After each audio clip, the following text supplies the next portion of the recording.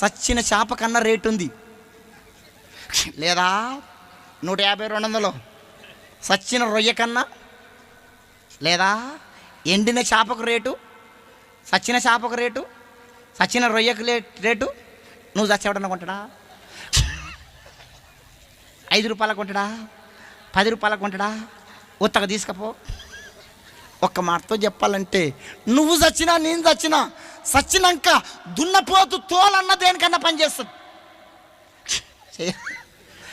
చేయదా? దున్నపోతు తోలన్నా చెప్పరే. నీ తోలు నా తోలు, నీ తోలు నా తోలు. నువ్వు